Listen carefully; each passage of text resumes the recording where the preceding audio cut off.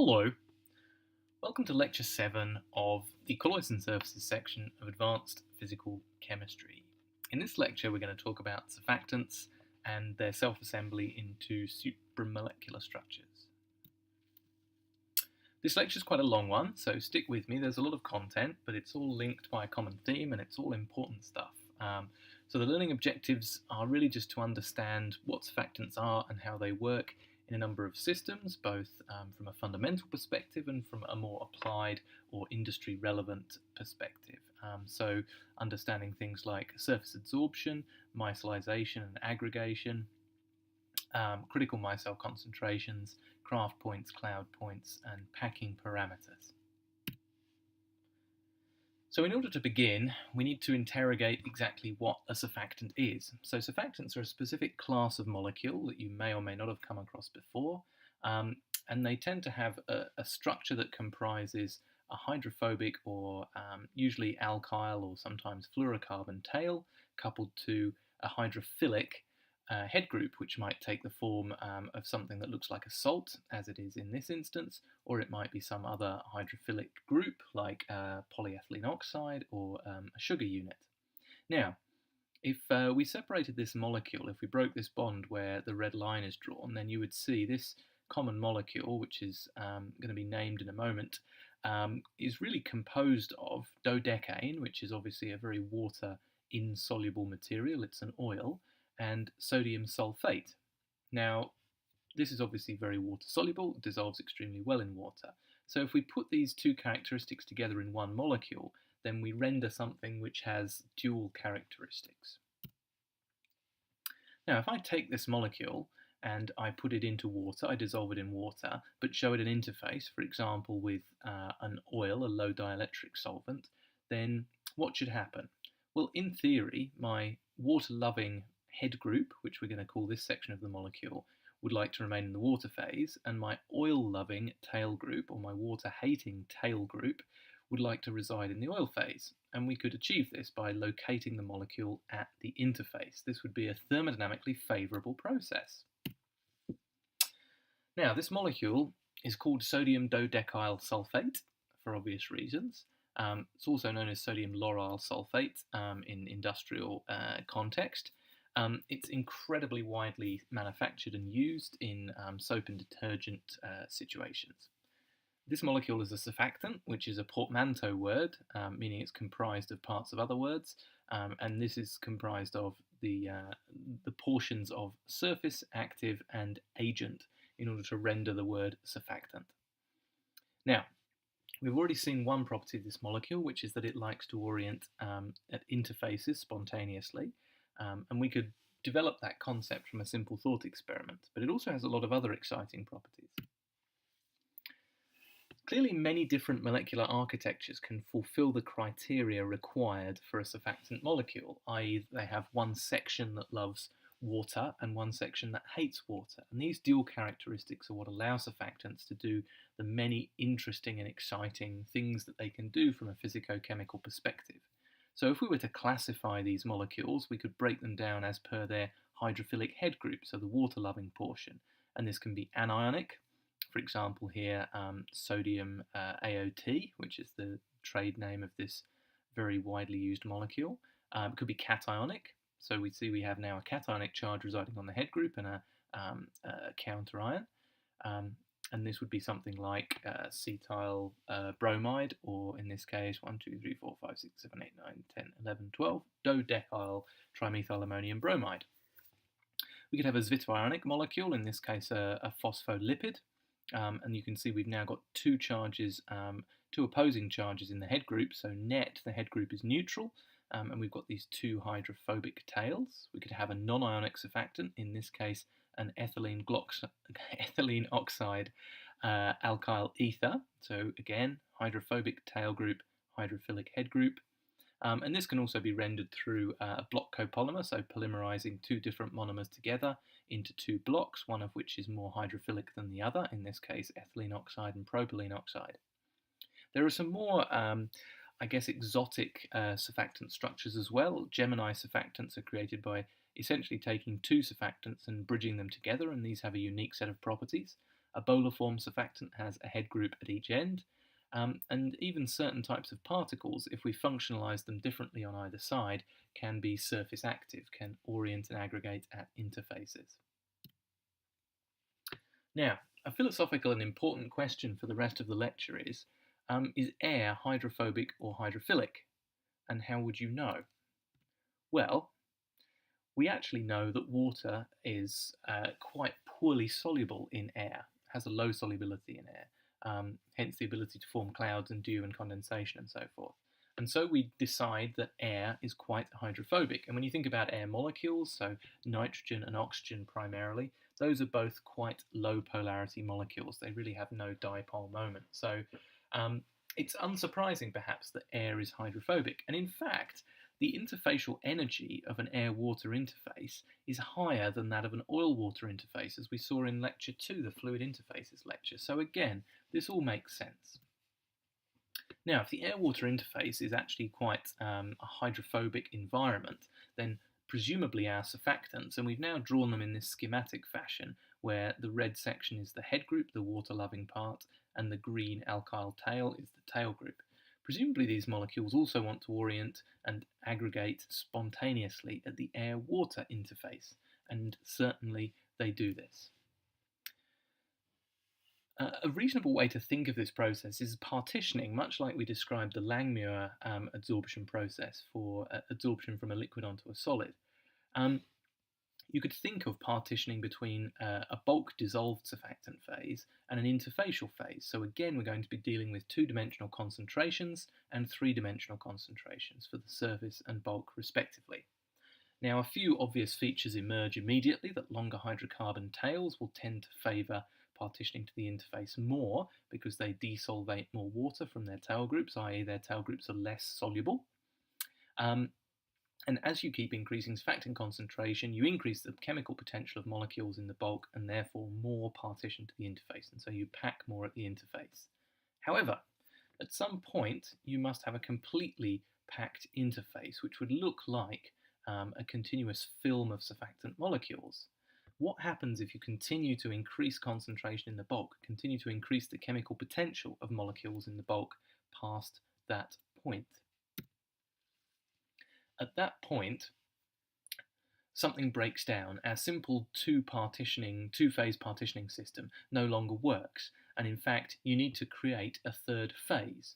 So as more surfactant molecules partition to the interface, surface tension drops as these molecules at the interface interrupt the interactions between water molecules, and so there's a measurable change in the surface energy by doing this, and it sort of makes sense because I'm replacing water molecules at the interface by molecules that look more like oil, and so we would certainly believe this should result in a different surface energy or interfacial energy. However, at a critical point where the interface is packed, there can be no further change in the properties of the interface, and instead the properties of the bulk once again change. This concentration is called the critical micelle concentration, and it represents the first concentration in which a new pathway is open to the surfactant molecules where they can spontaneously aggregate into micelles. Now, we'll talk about what micelles are in a moment, but before then, to understand this system from a thermodynamic perspective, we need to introduce a few concepts. One is the Gibbs dividing surface, and this is really just an imaginary position in space where we define the interface.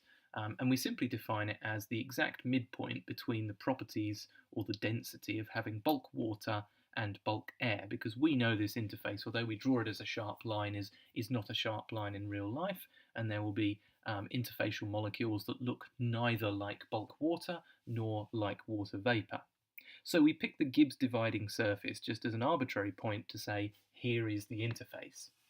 And the surface excess is the amount of surfactant, or the amount of anything in fact, enriched in that interfacial region. So it's the amount at the surface above and beyond an equivalent plane, so an equivalent two-dimensional plane in the bulk.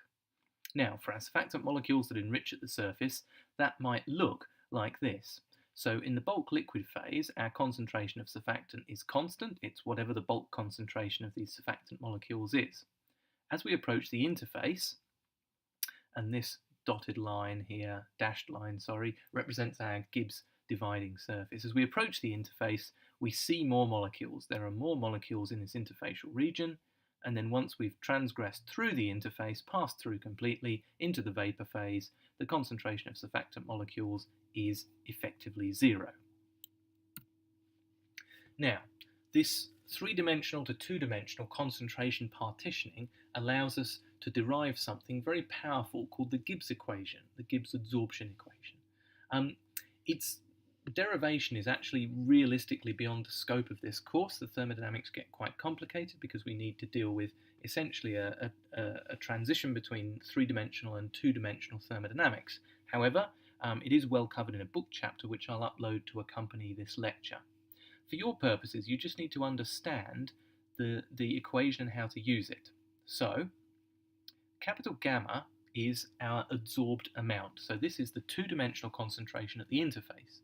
It's a 2D concentration, so it takes units of moles per meter squared. These features are familiar, the gas constant and the temperature, so -1 on RT is uncomplicated. D gamma, D log activity is a rather unusual term. What it really corresponds to is the gradient of a gamma log concentration plot, because for dilute solutions, which is what we'll be dealing with, activity can be approximated as concentration. Now, if we look back a couple of slides, we see our surface tension against log concentration plot takes this form, that as we add more surfactant into the bulk, so as we increase the bulk concentration, which we've helpfully logged here to make our equation work, we decrease surface tension until a critical point. And the slope or the gradient of this line is the d gamma d log c term. If I take the gradient of this line, it will be d gamma d log c, where gamma is surface tension or surface energy, as we talked about in lecture 2.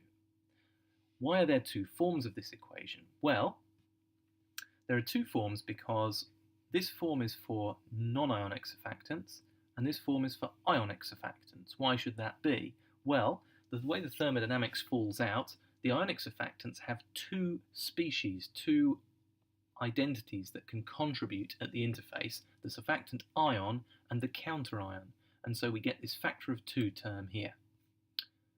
For non-ionics, they obviously can't dissociate into two different species, so you only have to worry about one molecule partitioning between the bulk and the interface, and hence there's an implied factor of 1 here. Now, as with all the equations, you don't need to memorize them. They will be provided in the examination cover sheet, but you do need to understand what the terms mean and how to apply them.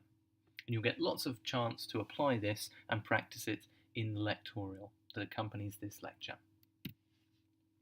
Now, the Gibbs adsorption equation is actually a really beautiful and useful equation because it relates directly measurable quantity, surface tension, which we can measure a number of ways in the laboratory, to the number of molecules that are hosted or adsorbed at the interface in that two-dimensional plane, which is an extraordinarily powerful piece of information to gain.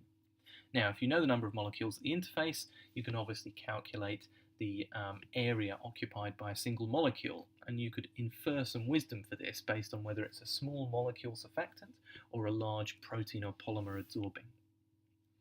An alternative way to think of this interfacial region is that when I have a fully packed interface of, for example, our dodecane chains for sodium dodecyl sulfate, it looks a lot like a thin film of oil that's one molecule thick.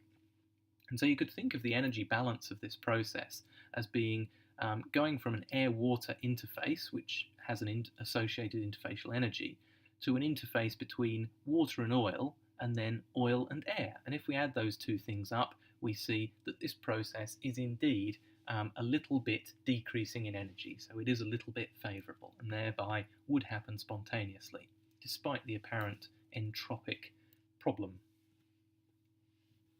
So, according to the Gibbs model, as bulk concentration increases, we put more molecules at the interface. These molecules at the interface interrupt interactions between water molecules, thereby resulting in a decrease in the overall interfacial energy, until the interface is packed, and then micellization happens. But why?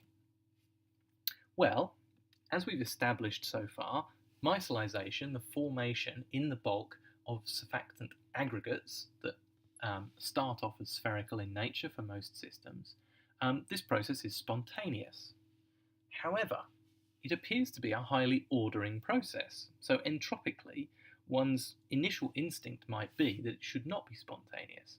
Bringing all of these charged, for example, for our SDS, charged head groups together and ordering maybe 50 or 100 surfactant monomers into an ordered structure definitely decreases their entropy.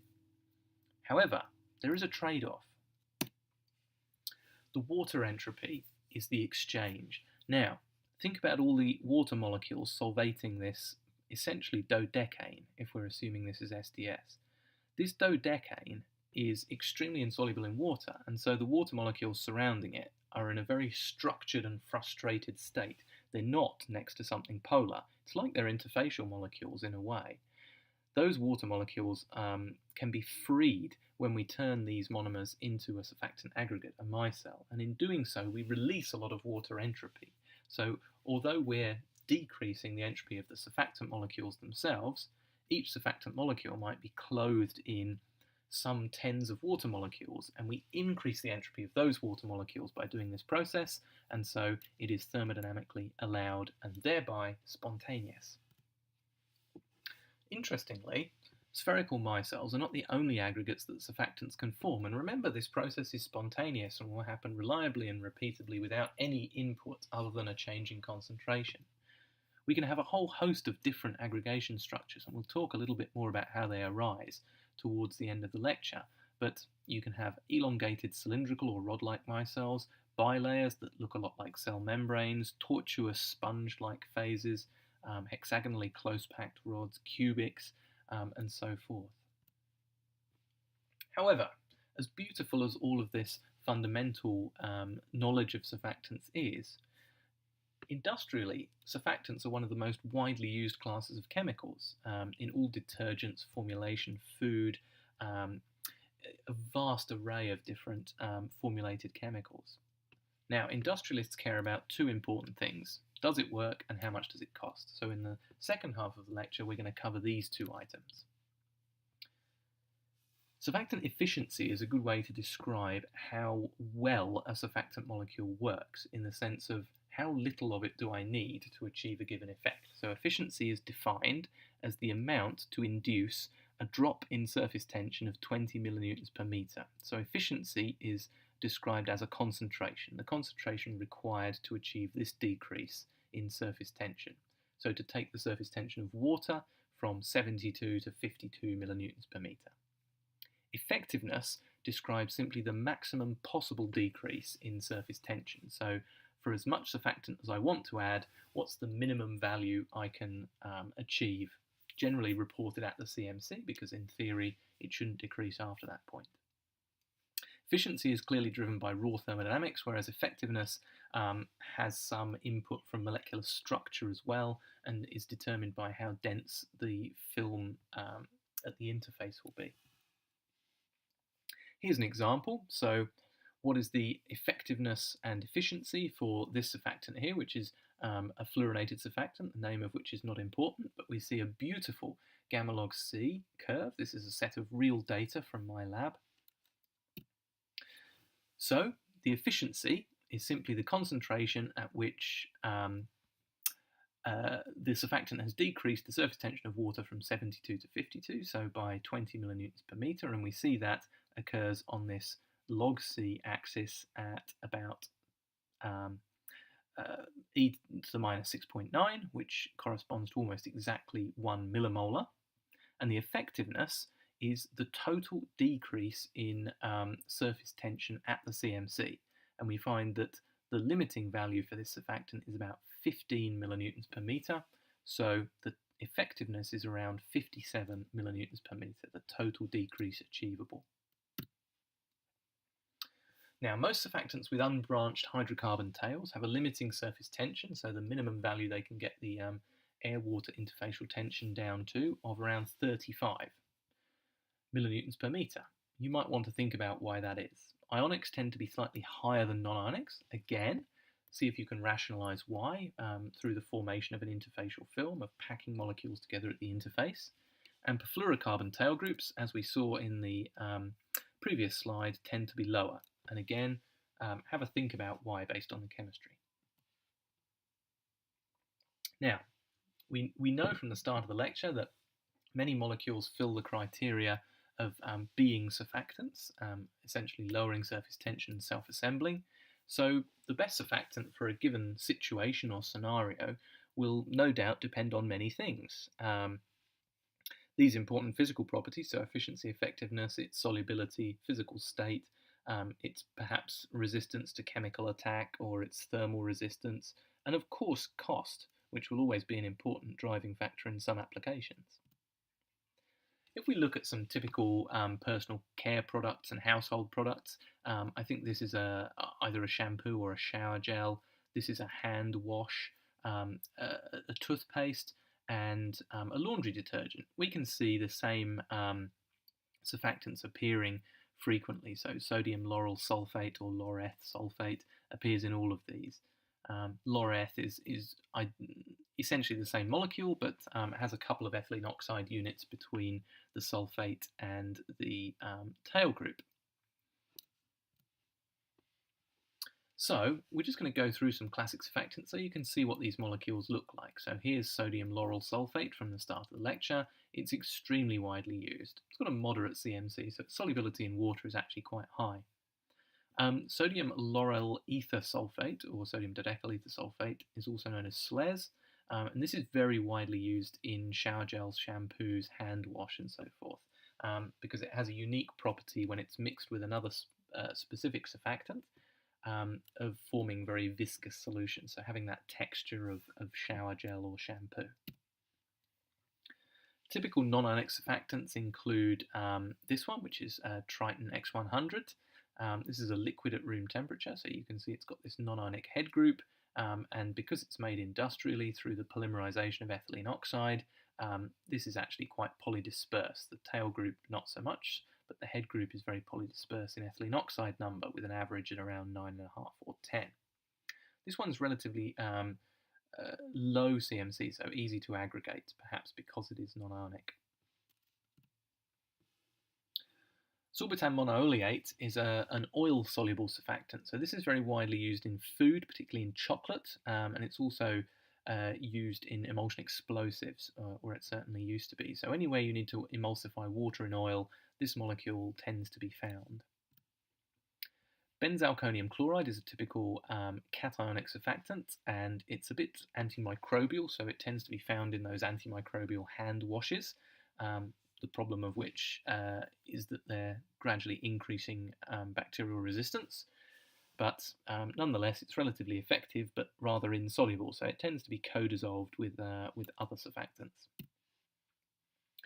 This is another very divisive molecule which has been widely used in firefighting foams because it's both oil and water repellent, and so you can use it in firefighting foam that sits on top of, for example, oil or petrol fires, because it doesn't mix or combust.